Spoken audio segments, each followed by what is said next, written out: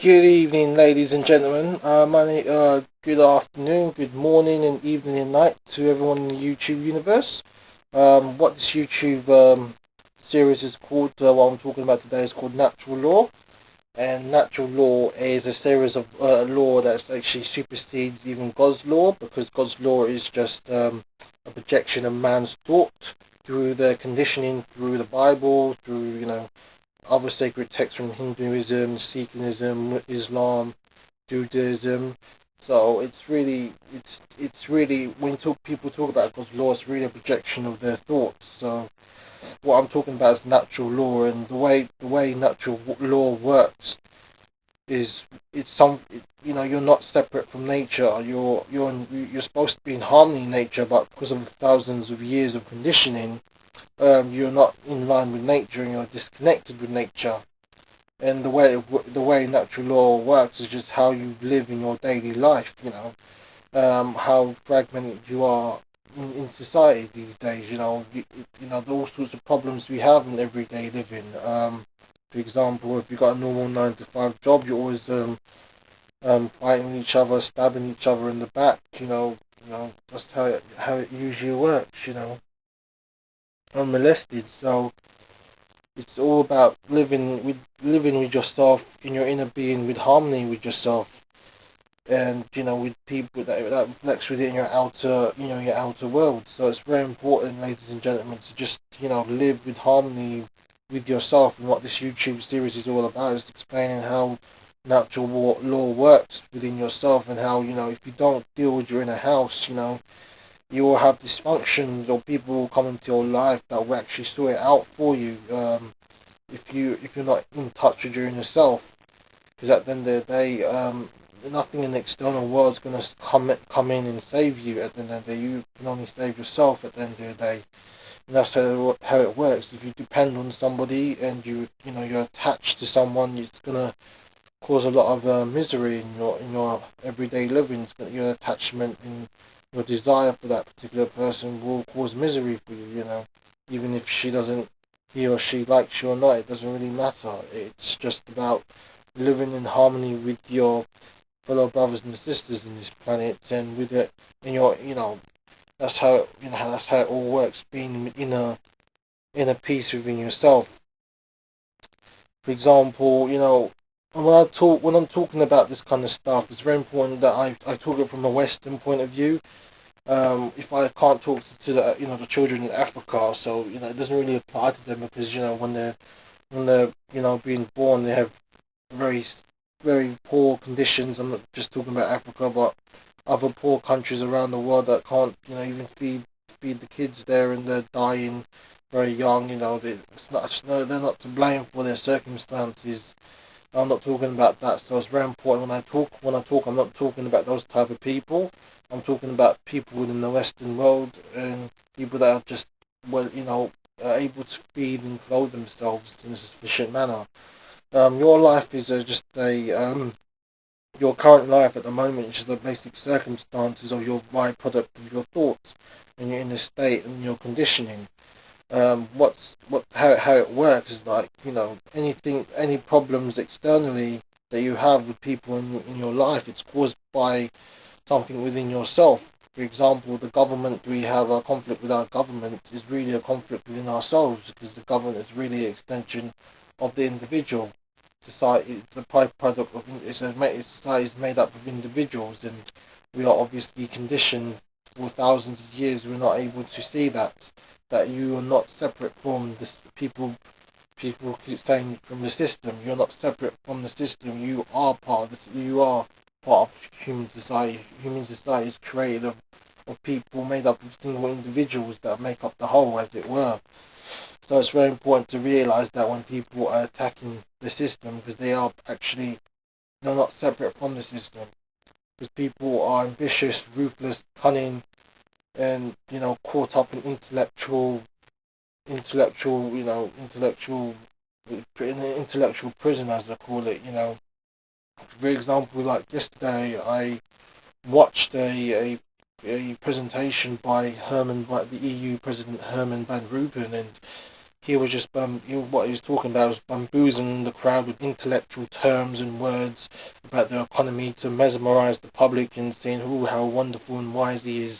But at the end of the day, he was there to just implement a lot of crap, basically, that's going to make the world much more worse a place.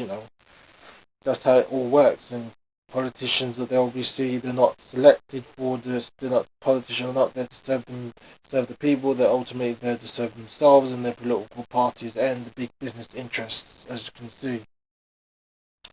And we actually make up that thing. We make up that we are all to blame for the corrupt government.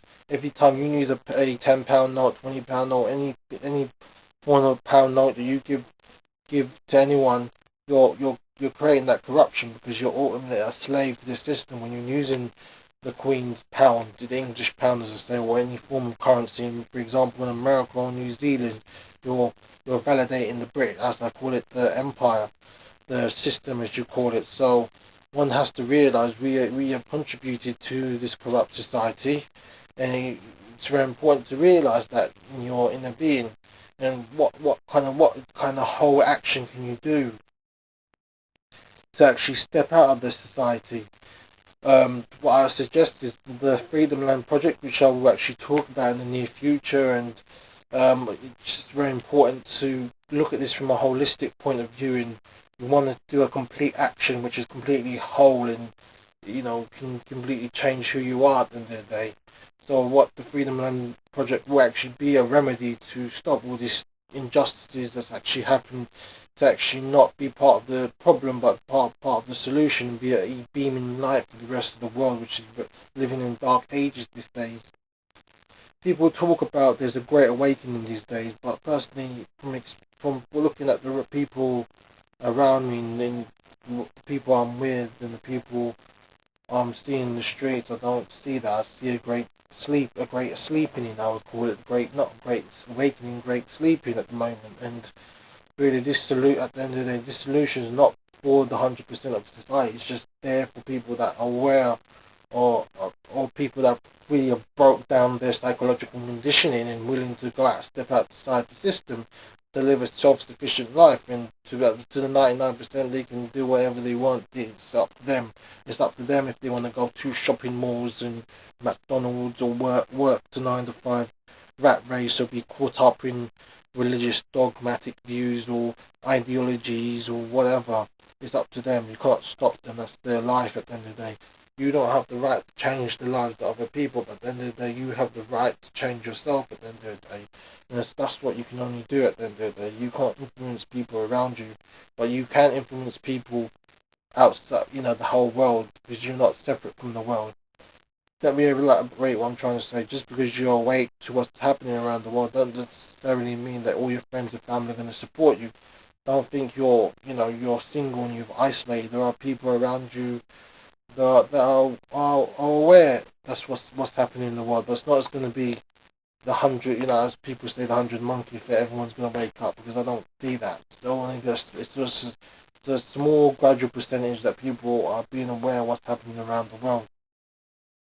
And people with the external circumstances, people need to be aware when you make a living, for example. It's when most people are, what they do is get a job, and what you do when you get a job is based on the outcome of your conditioning. So there's nothing wrong with being an employee, but if you've been told by society that's the only thing, that's what society can only offer you at the end of the day, just get a job. And it's not really training you to be, to create a livelihood that's something that you like at the end of the day, not a 9 to 5 slave job. Everyone that comes into your life is a reflection of who you are on the inside. So what's important is not the external circumstances, but the inner that really counts at the end of the day. When you're able to be in honor within yourself, then you can be able to deal with the circumstances outside of you in an adequate manner.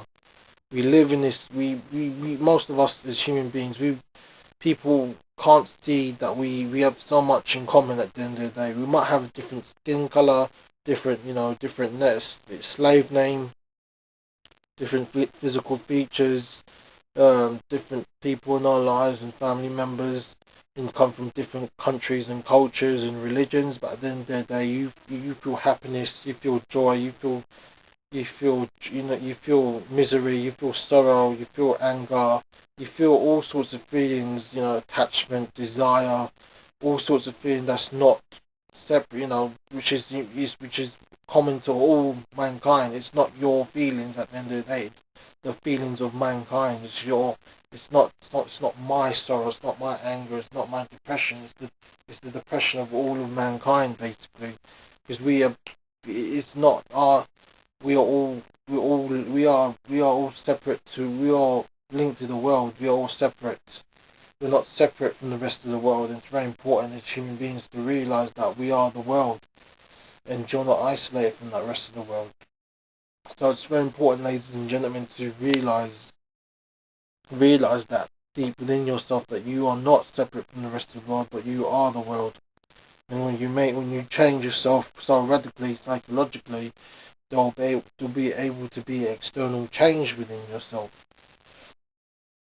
As I keep going on about this natural law series, I'm going to expand more. I'm going to, after this recording, I'm actually going to do it maybe in the next few weeks about relationships with your girlfriend or non-relationship with anyone, and how it all works now, how the family breakdown in the family is not just to be blamed just on the feminist revolution that was financed by the CIA and the Rockefeller Foundation, but the foundation within ourselves that's created the breakdown of family structure today.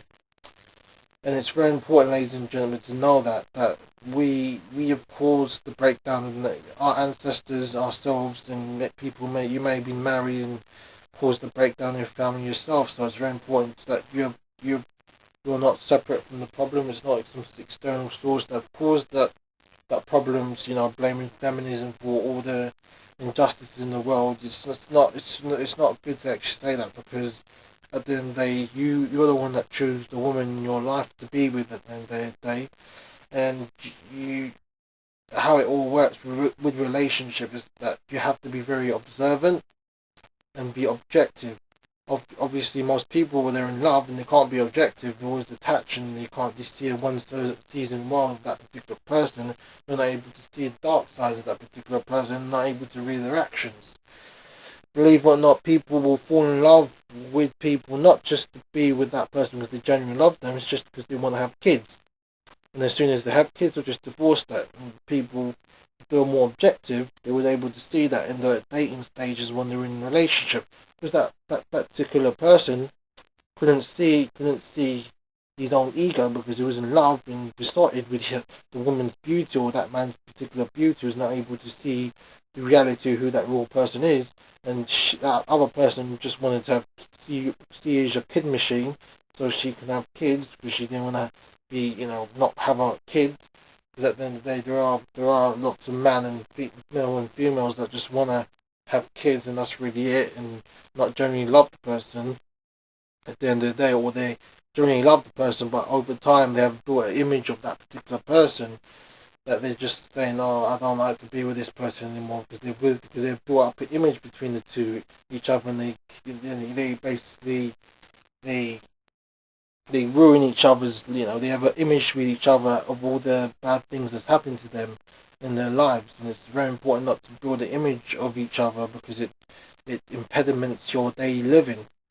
And it's very important, ladies and gentlemen, to refresh yourself every single day, and die psychologically to yourself every single day. I don't mean physical death, but psychologically die every single day to who you are at the end of the day.